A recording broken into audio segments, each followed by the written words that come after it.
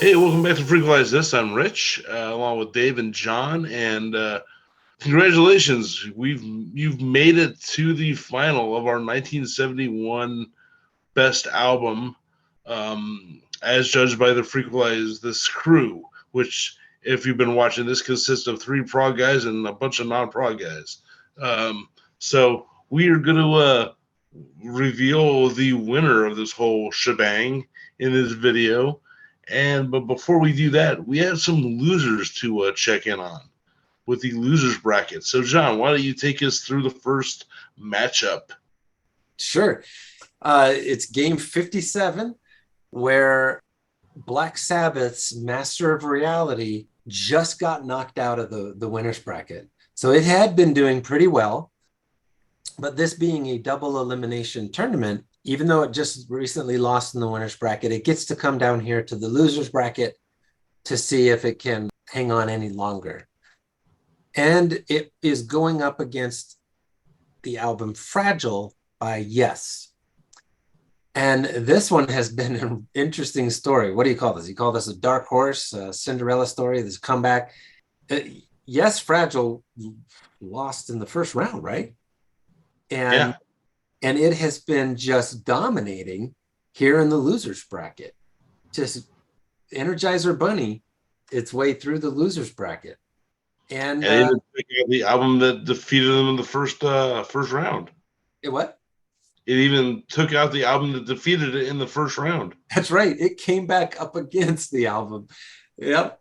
And it keeps going here. Yes, defeats Black Sabbath here. What do you think about that, Dave? You're a big Yes fan, but I know you love Sabbath as well.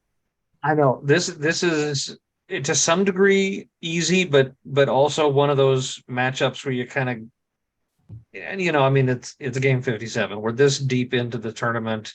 You're gonna have the painful ones where you're kind of going, I don't want to vote against a Master of Reality, but in this situation, yeah, you kind of have to. I mean, Fragile is a beautiful piece of prog rock, just fantasticness. I'm even struggling for the words, but it's a great, fantastic album, iconic album.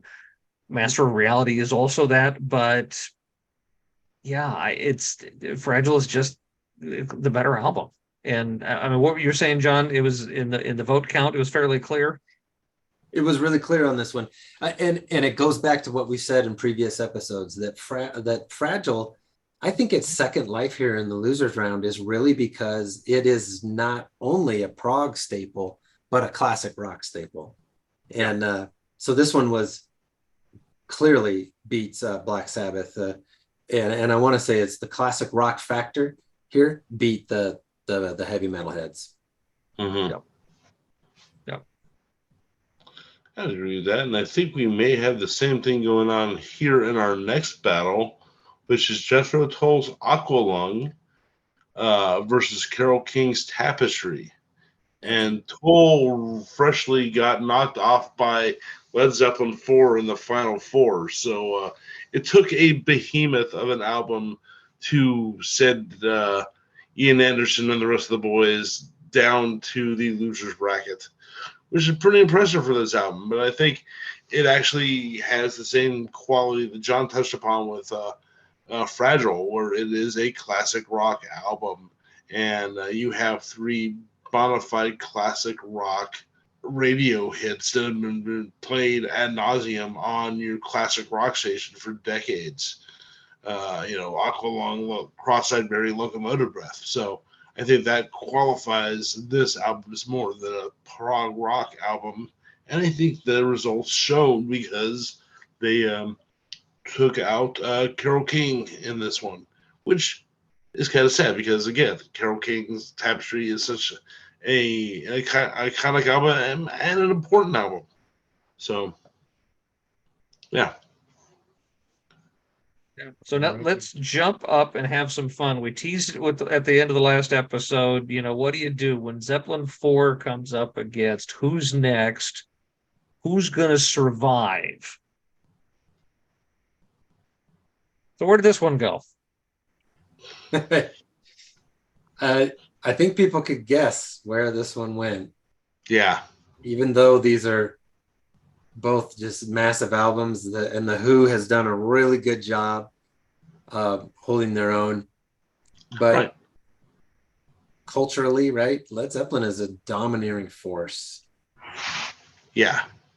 I agree. I think this is the album that, it's the album of Stairway. It's the album of, Black Dog and rock and roll and, just mighty, massive riffs, both on the guitar and the drums. And, but not to discount the Who, because Who's Next has a lot of the same things.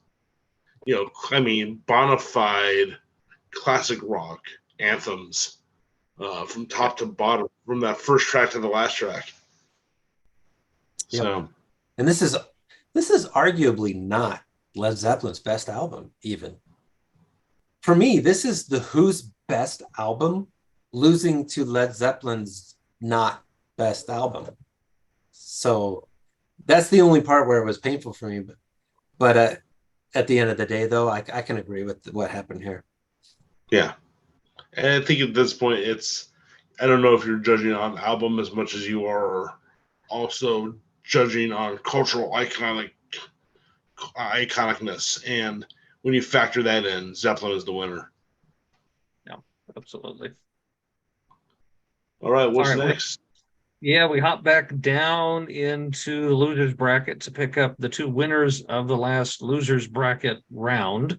So game 60 had Yes, Fragile and Jethro Tull Aqualung.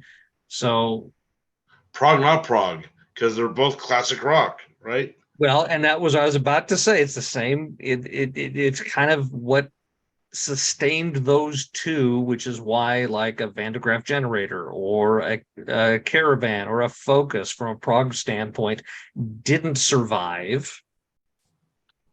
These two had that added quality, but in the end, when they went head to head, Yes, Fragile just keeps doing it. Mm-hmm. Just keeps this unbelievable winning streak in the losers bracket continues. And Yes comes out on top of Jethro Tull here. It's crazy. And we forgot to talk about this when we started this episode, but we've gotten to the point where we're clearly starting to build the final top 6 placements. And so in that first battle we talked about where Black Sabbath lost to Fragile, that made Black Sabbath Master of Reality in 6th place for the whole final thing. And then Carole King's Tapestry came in 5th place in the whole thing. And with this battle right here, Dave, that you were just talking about, that's Aqualung then. That becomes our 4th place. Mm-hmm. Pretty good. We have a prog album as the 4th best album of 1971, and there's still another prog album in the game. Yeah, it's a guaranteed top 3 finish. It gets a medal. I'm good with this. Yeah, so now, and so the question then becomes is like, will this continue? Will this continue? Oh wait, it's coming up against Who's Next. Oh, so that's where Fragile goes next. Goes to next. Yeah, because that's where the next one comes up. So you got Fragile up against Who's Next, and the question becomes, okay, so are the prog guys who are just continuing to push this along? Will their classic rock buddies continue with this? Oh wait, not so much when you've got a massive classic rock staple like Who's Next. Yeah. What was the breakdown of the voting for that one? 2 people voted for Fragile. I will tell you who it was. It was you 2 guys. Oh, you 2 guys. Wow, you guys hung on to Fragile even in the face of Who's Next, and I was the flip-flopper there. I went over to Who's Next. It felt like the final boss of a video game, and you're playing it for the first time, and here comes the Who out. But They had to stick to our guns, I guess. This That was actually surprises me that I voted for that. But then again, it really doesn't surprise me because Fragile was a great album. this was a big deal game. I mean, this is the second to last game of the whole thing. So whoever won this goes into the final. And that put Yes is Fragile in third place for the entire competition, which it had an amazing story here. Yeah. I mean, it had an amazing journey until it got beat by The Who. And that is a pun that Dave should get. I got that. Ooh. Oh, excellent. Excellent. That's Yeah. good. All right. I like So that means we have a rematch for the ultimate final.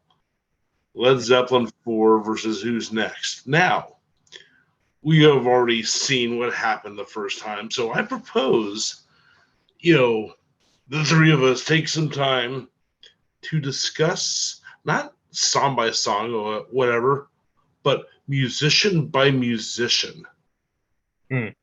Compare them because they're both four-piece bands and they both have legends in their respective instruments.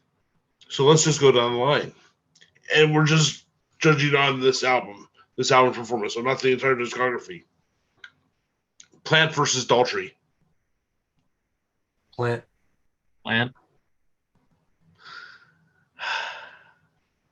How much does Daltrey Scream account for that? Oh, are we supposed to say just on these two albums?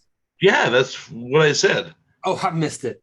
Sorry, I was looking. Yeah. I was looking Not up the the whole vote counts. discography, just on these albums. Oh yeah, gosh. Oh man. Is it Daltrey Scream or is it Plant's Histrionics on side one? Daltrey Scream is absolutely one of the best ever. Yeah, maybe I'm gonna say Daltrey on that. The Daltrey could. I'm going to stick with Plant. I'm going to say over the course of the full album, there's better work that he does, the more solid performance. Daltrey has the larger seminal moment, Mm-hmm. but I would give it still to Plant on balance. I think I'm going to agree with Dave here, just because I'm thinking of the times where Daltrey comes close to that seminal moment, and I really can't think of another part of that album where his vocals come close to that. Where Plant has moments scattered throughout. Page versus Townsend. I know my answer. For me, it's Page, because Stairway to Heaven, his work on Rock and Roll, Black Dog, yeah. Now, But are we just some great moments on that record too. Are we just talking about the guitar playing though? Because if Townsend's also doing the synthesizer work on Who's Next, which was groundbreaking. This is true, and he also performs some vocals on there too. Yeah, so I mean, it on Who's Next, Townsend is more of a guiding genius and or utility player. I mean, we know he's a guiding genius, but someone else who's not familiar with this could look at the album's credits and go, "Oh, he's a utility player." But I mean, that's the thing, right? Jimmy Page, excellent guitar player, I believe. Also responsible for the production, right? Is that right? I think that's John Paul Jones. Oh, okay. So, see, that one doesn't make it as much of a slam dunk for Page for me. I'll probably still go Page though. I'll still go Page, but actually, your argument makes me almost want to switch over to Townsend because, that keyboard part is epic. Townsend heads all over that song are just incredible, from his guitar work, and then the vocals that he contributes, to the song is over, just kind of how he kind of goes and plays on some of that. So I think Page, but barely. And then tomorrow I might say Townsend barely. Yeah. Sure. Yeah. Jones or Entwistle? My gut says Entwistle on this one. Again, it's more of an overall on balance feel where I think there's, Entwistle is providing, I think, what feels like more of a behind the scenes driving force, uh, which is not taking a shot at the quality musicianship of a John Paul Jones, and he's done tremendous stuff since. And these are, again, two legends, but I think there was a larger contribution that Entwistle had to the shape and the way in which Who's Next was driven. Yeah. See, I look at Jones and like some of the other stuff that he did, like behind the scenes stuff that Jones did on Zeppelin IV, and that's where I kind of give the edge to Jones. And I think on this particular album, Entwistle's bass is not as in your face as some of the other Who records. Sure. I mean, because the one that follows after this is Quadrophenia, and the first track is The Real Me, and Entwistle practically smacks you in the face with his bass on that one. So, I don't know. I think that in totality, I think I'd have to give it Jones to Jones over the Ox on this one. John, what do you think? Yeah, I think I'm going to go with Jones as well. And again, it kind of almost comes back to what I was saying about Townsend.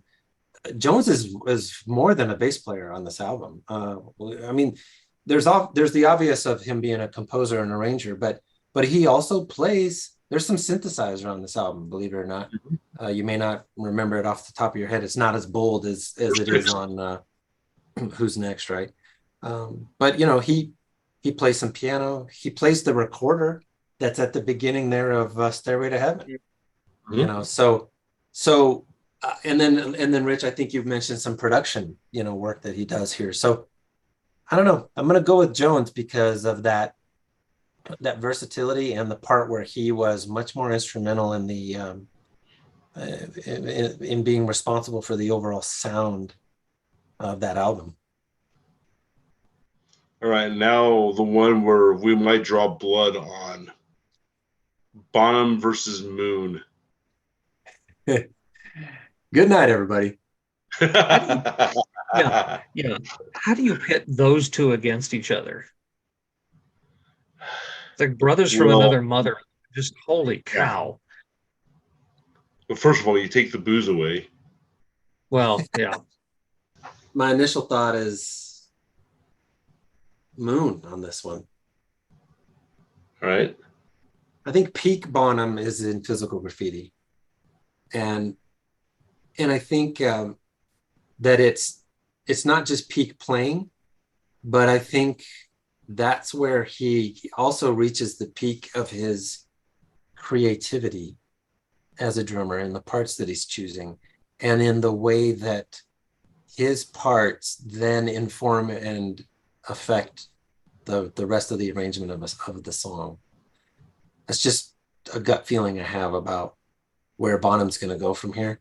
Whereas, Rich, you've already kind of mentioned that this is like peak Moon here on Who's Next. So I think that's what's making me go with Moon on this one. I would agree with that. I would say Moon as well. And I think Glenn Johns, I do believe, produced Who's Next. He's the one that really reined Moon's energy in a way that Moon had not been reined in before. And his focus and intensity on the tracks are just evident. Bonham, on the other hand, I mean, one of his quality in 4 is the fat sound that his drums make, because they're just so fat and heavy, especially obviously when Levy breaks, which is the most iconic drum beat ever, I think, in rock. But I just think as the whole, it's Moon. Yeah. I won't disagree. I mean, I think it's definitely Moon, and it's hard to argue when you stack drummers up against Bonham and have anybody come out on top. But when you're talking a Keith Moon and doing what he did and kind of punctuating the way he did throughout this album. Yeah, I think that definitely Moon is the guy. John, did the votes change at all from the first go around with this matchup to this final version? Yeah, only one person switched from Led Zeppelin IV to Who's Next, but it wasn't enough. Hmm. And it wasn't any of us. Okay, that's what I was going to ask. Yeah. All right, let's do this. Let's do just a quick little comparison on a couple of the tracks. So, Stairway or Won't Get Fooled Again? Won't Get Fooled Again. I think Stairway is, unfortunately, the cliche nature of that. The Wayne's World thing of, no stairway denied. You get that with Won't Get Fooled Again. It was used in the CSI show, but that's it. It still withstands the test of time. It never really became kind of a punchline like Stairway did. I'll argue it from the opposite direction and say it's that prefer Stairway, and that it reached that kind of, if you want to say, obnoxious level because of how great and how much people just loved and embraced it. That it maybe pushes some people off. You get to that point, and I know often I'm the kind of person where, if something gets played and it gets played and gets played, yes, it wears on it. But if you still look back to the quality of the song, I'm going to throw the other way and say Stairway. All right, that's fair. All right, and do you have another one in mind, Or John, John? you gonna try to break the tie on that one though? Yeah, I'm gonna go Won't Get Fooled Again. On that one. Okay. Black Dog or Bobo O'Reilly? Black Dog. Just because it's all that bluesy stuff that Zeppelin did on the earlier stuff, but really like super hyper focused and in a intense direction that that their earlier stuff didn't necessarily have. It's still bluesy, but it's packed and straightforward, driving ahead bluesy. Yeah, I'm gonna go Black Dog. Yeah, Black Dog, definitely. Mm-hmm. All right, one more. Going to California or Behind Blue Eyes? Oh, Behind Blue Eyes. That opening just melts your face. That the closing just melts your face off. Yeah. And it's great. And I appreciate how I've always appreciated how Townsend throws in a riff of things to come, because at the end he kind of just gives a little preview of Won't Get Fooled Again, which I always thought was cool. Yeah, I think I agree with that. Yeah, I'm gonna go the other way on this one. Say Going to California. I'm gonna give it to some of the nuance in Page's vocals in there. Just have a quality beauty to it that just always sucks me in. Mm-hmm. Oh, the echo the Plant uses on that too. In the bridge, kind of really adds a kind of a empty, lonely quality to it, and that really adds the depth of the song. Yeah, but again, I mean, just aching in my heart. I mean, it just the way it flows in that line there. It just, just hits. But again, all right. Well, there we have it. That was a long journey, and Led Zeppelin was crowned the winner. Yay. It Well, was hopefully fun. it was a good adventure for you guys as you wandered through. I'm sure you have all sorts of disagreements with where we ended up. I mean, we had disagreements with each other. We had disagreements with some of the other participants in this, and share comments, post little things. If you got disagreements along the way, we'd love to hear about them, because you may have some points that you kind of throw in there that we hadn't considered, and it'd be worth doing. But hopefully it's been a good adventure for you. It was a good exercise for us. Maybe in the process you've also maybe been inspired to listen to a couple albums that you hadn't before, and good on you if you've done that. But glad you've come along for the ride with us, and hope it was worth it. And until next time, happy listening, guys. Thank you. Yeah.